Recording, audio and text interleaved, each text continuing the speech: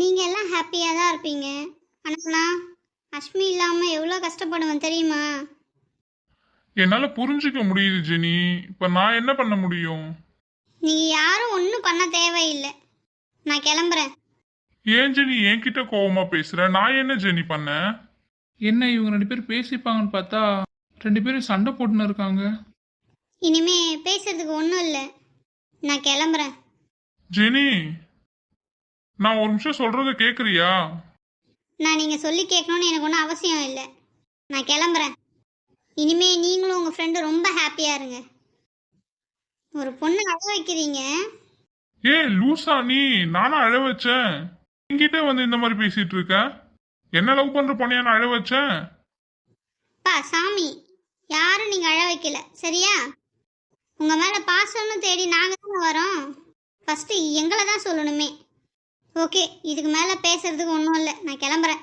Jenny சொன்னா கேளு Jenny, நில்லு. நான் தான் சொல்லிட்டேன்ல பேசுறதுக்கு ஒன்றும் இல்லைன்னு. அப்புறம் எதுக்கு நான் நிற்கணும்? ஜெனி சொன்னா கேளு ஜெனி. ஐயோ, இனிமே நாம இங்க இருக்க தேவையில்லை, நாம கிளம்பிடுவோம். போயிட்டாரு. போனவ அப்படியே போக வேண்டியதானே, எதுக்கு திரும்பி வந்த? ஏங்க என்னங்க? என்ன என்னங்கன்னு ஒன்னாங்க? இவ்வளவு நேரம் வாய் கிளியே பேசிட்டு போன, இப்ப என்ன? ஏங்க நான் சொல்றது ஒரு நிமிஷம் கேளுங்க. என்ன? ஏங்க அந்த பிரின்ஸன் நாங்கள் நின்று இருந்தாருங்க, அதனால தாங்க நான் அப்படிலாம் பேசினேன். என்ன சொல்ற? அவன் அங்க நின்று கேட்டிருந்தானா எல்லாத்தையும்? ஆமாங்க, அதனால தான் நான் அப்படிலாம் பேசினேன். அப்பயாவது அவர் புரிஞ்சுப்பாரான்னு பார்த்தேன், தெரியலங்க. ஏய் நிஜமா அவனை தான் பாத்தியா? ஏ லூசு, நான் தான் சொல்கிறேன்ல அவர் இருந்ததால் தான் அப்படி பேசினேன்னு. அவரை பார்த்ததால தான் நான் அப்படி பேசினேனே சொல்கிறேன். என்னது லூசா? ஜெனி உனக்கு வாய் ரொம்ப ஜாஸ்தி ஆகுது ஜெனி. ஆமாம், வந்து தச்சு விடுங்க. ஏய் என்ன ஒரே இடக்கு முடக்காவே பேசிட்டு இருக்க?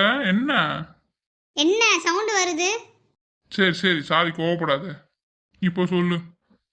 ஆமாங்க, அவர் வந்து அங்கே நின்று பார்த்துருந்தாரு. அவன் கிளாஸ் ரூமுக்கு தானே போறேன்னு சொல்லிட்டு போனான். இல்லைங்க, நான் பார்க்கும்போது இங்கே தாங்க நின்றுட்டு இருந்தாரு. சரி ஓகே அதை விடு.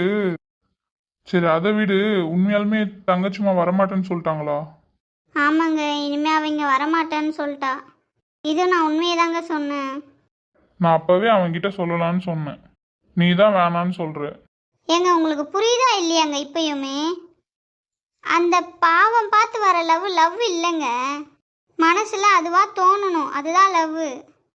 ஃப்ரெண்ட்ஸ் எனக்கு அந்த மாதிரி கண்டிப்பாக ஒரு நாள் தோணுன்னு அவன் நம்புறா. அந்த நம்பிக்கையை நாம் ஏன் வீணடிக்கணும்? அவன் நம்புறா, அவன் நம்பிக்கையாக இருக்கட்டும்.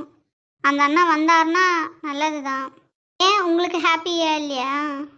ஏய் லூசு, என் மச்சானும் என் தங்கச்சிமாவும் ஒன்று சேர்ந்தா முதல்ல சந்தோஷப்படுறது நான் தான். ஏன்னா 2 பேருமே ஒன்றா இருந்தால் அவங்க லைஃப் நல்லா இருக்கும். நானும் அதை தான் வேண்டிக்கிறேன் கடவுள்கிட்ட. நானும் அதை தாங்க வேண்டிக்கிறேன். சரி ஓகே, தங்கச்சிமா இவ்வளோதான் சொன்னாலா? ஆமாங்க, இங்கே வரமாட்டேன்னு சொன்னான், டிசி வாங்கிட்டேன்னு சொன்னான். ரொம்ப கஷ்டமா இருக்கும்ல? ஆமாங்க. ஆமாம், நீங்கள் ஏன் ஒரு மாதிரியாக இருக்கீங்க? இல்லை, நான் உனக்கு ஈஸியாக கிடைச்சிட்டேன்ல, அதனால உனக்கு என் அருமை தெரியலன்னு நினைக்கிறேன். ஹலோ ஹலோ, நீங்கள் கொஞ்சம் வாயை மூடுங்க. நான் உங்ககிட்ட வந்து சொல்லாமல் இருந்தேன்னா நீங்கள் அப்படியே தான் சொல்லாமல் என்கிட்ட சொல்லாமே போயிட்டு இருந்திருப்பீங்க. ஃபஸ்ட்டு அதை ஞாபகத்தில் வச்சுக்கோங்க. போதும்ப்பா, நம்ம சண்டை போட்டதெல்லாம் போதும். இனிமே அவங்கள என்ன பண்ணுறது? அவங்கள எப்படி சேர்த்து வைக்கிறது? அதை தாங்க நானும் யோசிச்சுட்டு இருக்கேன். சரி, எனக்கு ஒரு ஐடியா. சொல்லு கேட்போம். நல்லா இருந்தால் எடுத்துப்போம், இல்லைன்னா விட்டுடலாம். இது கரெக்டாக ஒர்க் ஆகும். இது என்ன டிவியா என்ன? ஐயோ, மொக்க காமெடி போடாதீங்க. நான் எவ்வளோ சீரியஸாக பேசிகிட்டு இருக்கேன், நீங்கள் என்ன இப்படிலாம் பேசுகிறீங்க? சரி சரி, கோவப்படாத தாயே ப்ளீஸ். கோவத்தில் கூட நீ அழகா இருக்க ஜெனி. நான் செம்ம டென்ஷனில் இருக்கிறேன். என் பெஸ்ட்டு ஃப்ரெண்டு அவள் இல்லாமல் எனக்கு எவ்வளோ கஷ்டமாக இருக்குது தெரியுமா உங்களுக்கு? ஆனால் அதெல்லாம் கண்டுக்காமல் நீங்கள் என்னை கலாய்ச்சிட்டு இருக்கீங்க. ஏன்னா உங்கள் ஃப்ரெண்டு உங்கள் கூடவே இருக்காங்கல்ல, அதனால் உங்களுக்கு என்னோட ஃபீலிங் உங்களுக்கு புரியல. உங்கள் ஃப்ரெண்டு உங்கள் கூட இல்லாமல் இருந்தால் தான் என்னோட ஃபீலிங் உங்களுக்கு புரியும். ஏய் ஜெனி, அதுக்கே சீரியஸா ஆவற? ஏய் தங்கச்சிமா இல்லாதது உனக்கு மட்டும்தான் கஷ்டமா இருக்கா? எனக்கும் தான் கஷ்டமா இருக்கு. சரி ஓகே விடு. நான் இனிமே அந்த மாதிரி பேசல. நீ ஏதோ ஒரு ஐடியா இருக்குன்னு சொன்னியா, அதை சொல்லு. இப்போ நீங்கள் என்ன பண்ணுறீங்கன்னா நீங்கள் கிளாஸ் ரூம் போங்க. சரி ஓகே. ஏ பைத்தியா, என்ன ஜெனி திட்டுற? நீ தானே கிளாஸ் ரூம் போ சொன்ன. ஐயோ கடவுளே கடவுளே, உங்களெல்லாம் வச்சுக்கிட்டு ஒரு வேலை கூட உருப்படியாக பண்ண முடியாது போல. என்ன ஜெனி திட்டிகிட்டே இருக்க எப்போ பார்த்தாலும்? பின்ன நான் என்ன சொல்கிறேன், நீங்கள் என்ன கேட்குறீங்க? நான் சொல்கிறத முழுசாக கேட்டுட்டு போகிறீங்களா? நீங்கள் அப்படியே கிளம்புறீங்க. சரி சரி கோவப்படாத ஜெனி, சாரி. சரி ஓகே சொல்லு. இப்போ நீங்கள் கிளாஸ் ரூம் போகணும் சரியா? அப்படியே நில்லுங்க ஒரு நிமிஷம், ஃபுல்லாக கேட்டுட்டு போங்க. கிளாஸ் ரூம் போயிட்டு பிரின்ஸ் அண்ணா கிட்ட எதுவுமே பேசாதீங்க. நீங்கள் அமைதியாக போய் கிளாஸ் ரூமில் உட்காருங்க, ஓகேவா? அவர் கேட்பாரு, அப்போ பொறுமையாக இதை பற்றி சொல்லுங்கள்.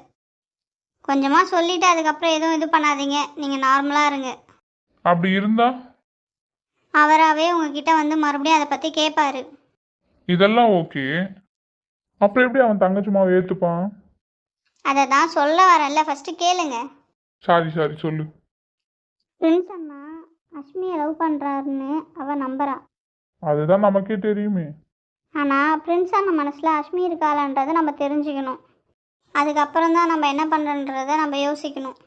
சரி ஓகே. இப்போ பிரின்ஸ் மனசில் அஷ்மி இருக்கானன்றதை தெரிஞ்சுக்கணும், அவ்வளோதானே? ஆமாம். ஓகே, அதை நான் பார்த்துக்கிறேன். சரி, நீங்கள் பார்த்து பத்திரமா இருங்க. சரிங்க தாயி. ஃபஸ்ட்டு நீங்கள் பார்த்து பத்திரமா போங்க. அது எங்களுக்கு தெரியும். ஃபஸ்ட்டு கொடுத்த வேலையை ஒழுங்காக பண்ணுங்க. சரிங்க மேடம். சரி, நான் இப்போ கிளம்புறேன். நீங்கள் என்ன பண்ணுறீங்களோ எனக்கு தெரியல. சீக்கிரமாக அதை கண்டுபிடிச்சி எனக்கு சொல்லுங்கள், ஓகேவா? சரிங்க மேடம்.